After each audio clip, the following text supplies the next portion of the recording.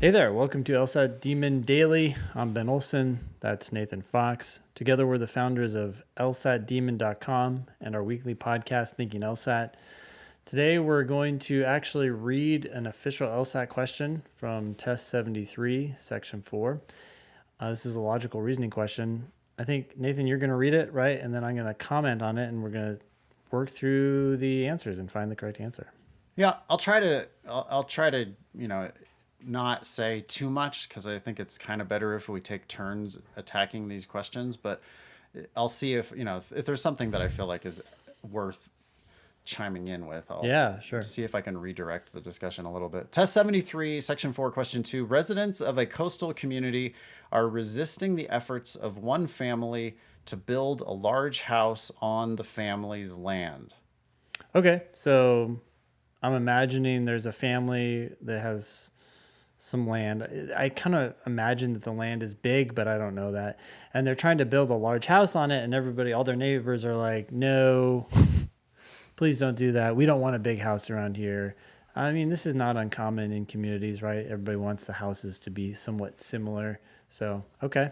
Yeah, or it might block their view, or the residents might be worried about traffic or whatever. Yeah. Okay. Although the house would not violate any town codes, the land in question is depicted in a painting by a famous and beloved landscape painter who recently died. Interesting. Okay, so there's some sentimental value here going on. The neighbors, presumably, I mean, it doesn't say this, but presumably they know about this painting because it was by someone who's famous and is beloved. And maybe they want to preserve what was in that painting, either because maybe they just love that guy, or maybe that painting brings travelers to the town and they make money from that. I have no idea. But it seems to be some explanation as to why they want this building not to be built. If you're the homeowner, or the landowner rather, what do you say? Well, I mean, part of me wants to just say, fuck you. Like, Yeah. I mean, this is my land. So, Who cares? Yeah. Welcome to America. Doesn't The violate very any town basic- codes. The very basic understanding of property, which, most of Yeah. our parents would say, well, you own the land, you could do what you want. Yeah. And it's like, it's not so simple. Property is complicated, and you're going to have to get permits here. But yeah, the landowner is going to say, it's my land. Why can't I build whatever I want? Fuck your stupid painting. I don't care about that painting. By the way, the painting has documented what the landscape looked like before the house. Great. It's a beautiful painting. It's awesome. Now I'm going to build my house. Yep. Okay. Residents argue that the house would alter the pristine landscape and hence damage the community's artistic and historic heritage. Okay. I mean, maybe it would, maybe it wouldn't. Yeah, well, you can make the argument on either side, right? Yeah. If you're the neighbor, that's your argument. That's your argument. If you're the homeowner, you could also say, well, look at the way the world works. I mean, aside from the fact that I own the land and can do what I want, things are constantly changing. And if you're not updating your houses, they're going to start to look like shit. Yeah, well, There- how about this, the counter argument of, you could make a slippery slope counter argument, right? Like, well, wait a second now. If anytime anybody painted any landscape, that meant you couldn't build on that property for all of eternity.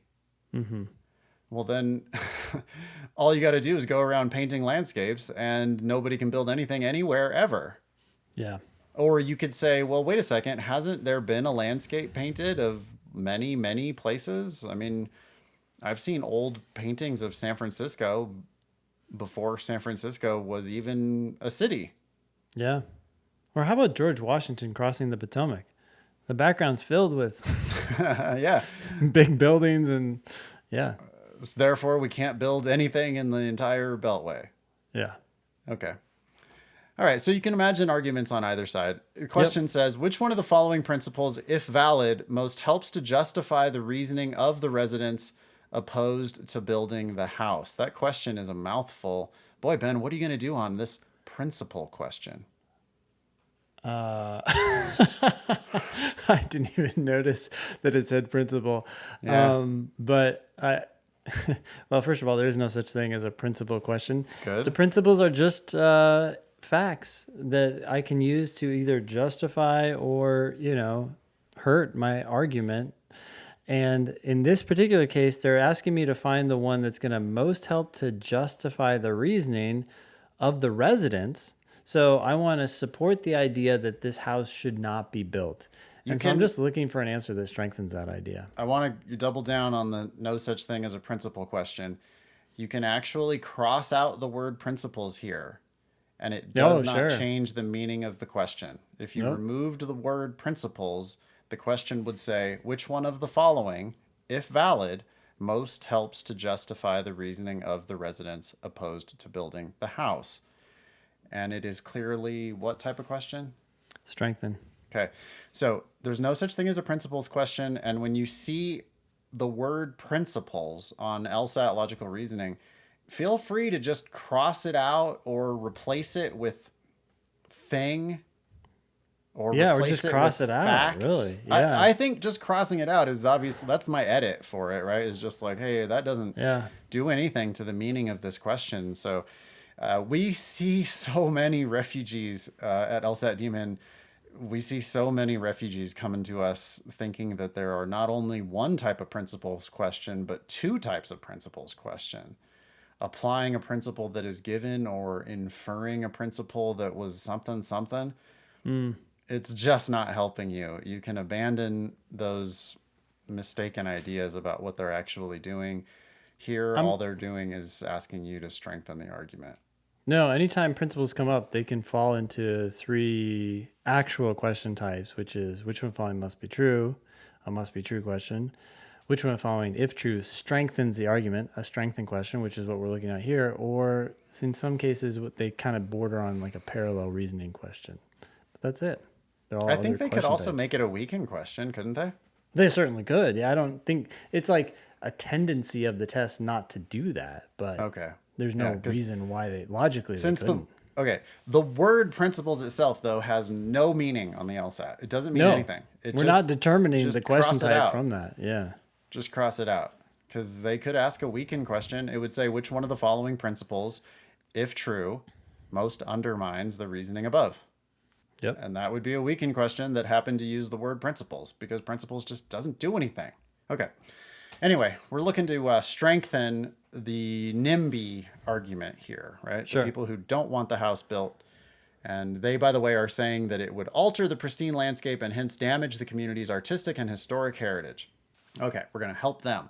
Sure. A, every possible effort should be made to preserve historic buildings that are well known and well loved. Okay.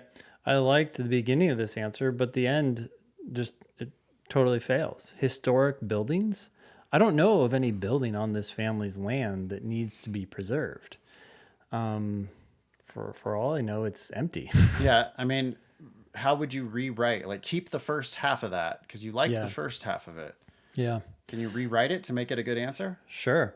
Every possible effort should be made to preserve the pristine landscape in this community. Yeah, or pristine landscapes that have been depicted by famous and beloved landscape painters who Sure. recently died, right? Like, Yeah. use as much of that evidence as you can. That would almost be a sufficient weakener, right? That would Yeah. just like kill the argument. Like, whoa, Yeah. if we have to do everything we possibly can to preserve landscapes that were in paintings, which this one was, then we can't build on it. Yep. But that's just not where it went. It was about preserving buildings, and we're not even arguing about preserving buildings. B, Yeah. communities that seek to preserve undeveloped areas of landscape or historic neighborhoods should purchase those properties for the public trust. No. No. This is advice for communities. It's like, hey, if you want to preserve this land, then here's what you should do. It has nothing to do with what this family should do when it comes to building the house or not building the house. Okay. C, Artists who choose to represent actual landscapes in their paintings have the right to demand that the owners of the land represented do not significantly alter the landscape. Okay, well, this would be pretty interesting if this were true, and I have to assume that it's true, if the painter had actually made this demand, but the painter is dead, Yeah, and you so could no say that such that demand has been made. yeah, and it doesn't say or their heirs or anything like that. It just Yeah. said artists. You could say that that answer has a fatal flaw. Sorry. For a half second there, I was like, wait, what? Yeah, if that artist is dead, then I don't see how C does anything. Okay, D, the right to build on one's own property is constrained by the artistic and historical interests of the community at large. Well, that's pretty direct. If your right is constrained by these external interests, and we've heard loud and clear that this community is interested in preserving this land for at least two reasons. Because of this painting and because of the pristine landscape that they want to maintain for their artistic and historic heritage, Yep. then, wow, this family may be constrained Yep. by this right. I would like to point out here how lawyerly this question is. This is exactly the type of shit that you will be doing during your 1L classes in law school. The fact pattern is the fact pattern. We have this family, they want to build this house. We have this historic painting of this landscape. We have neighbors who don't want to do the project. We have a landowner who does want to do the project. And it's on you as a 1L in law school to go to the law library. Probably not the actual physical library anymore. It'll be LexisNexis and Westlaw. And you're supposed to go research the law surrounding this issue so that you can find what the court would rule.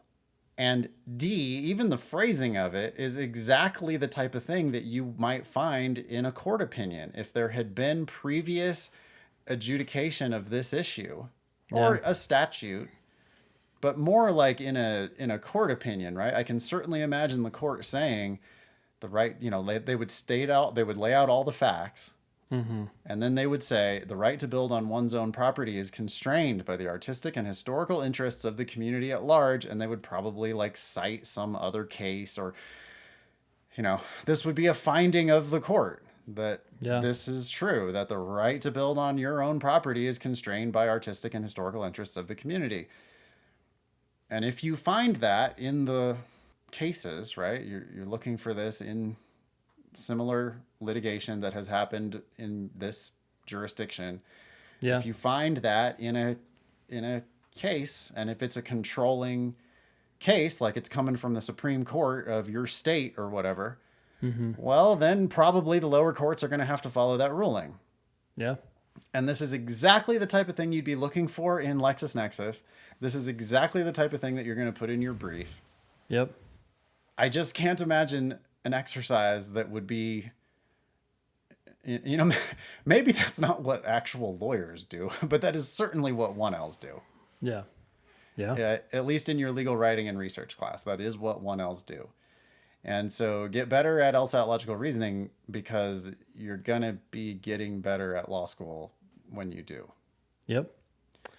I mean, bear in mind, we have no idea whether this is actually true, but that's not the point, right? It just says which one of the following, if valid. So if it is true that the right to build on one's own property is constrained by the artistic and historical interests of the community at large, then this family is facing an uphill battle.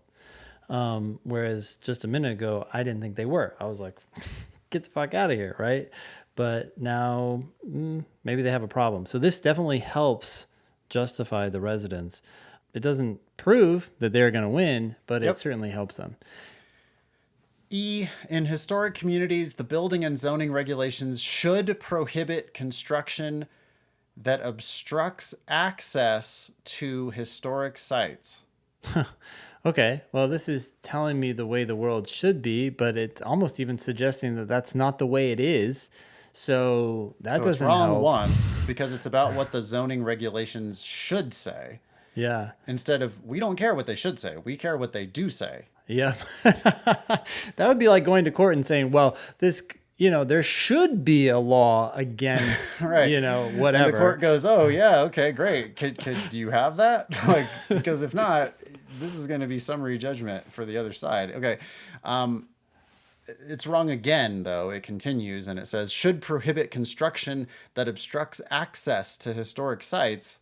It's like, okay, is this going to obstruct access to, is this a historic site? And maybe are we obstructing access to it by building this house here? Or are we just, Maybe, I maybe don't know. not. Yeah, it's like hard to I can know. imagine a house on a beach or a house in some prairie or whatever, and I didn't obstruct the access. In fact, I built roads. I built paths. I built I built a drinking fountain. I didn't obstruct access. I increased the access Yeah. by building this house. Yep. So E, like so many answers on LSAT logical reasoning, E is not wrong once, it's wrong twice. It's about what the regulations should say instead of what the regulations do say. Yeah. And it's about facts that aren't even necessarily facts because I just don't know that the sorry, I should say we have to accept the truth of E. So I'm not arguing with what E says. I'm just saying I don't think E applies to the facts that we actually have We have no because I don't idea. know Yeah. that this building is going to obstruct access to the site. And as Ben pointed out, I don't know that it's a historic site anyway. Yeah. Cool. Answers D. Anything else about this one? Nope. If you have any questions for us, email daily@lsatdemon.com. We're happy to answer whatever questions you guys have. I know today wasn't a question, it was just a logical reasoning question, but maybe that spurred some questions about principal questions or whatever, so, Which don't exist. Yeah. which don't exist. Thanks.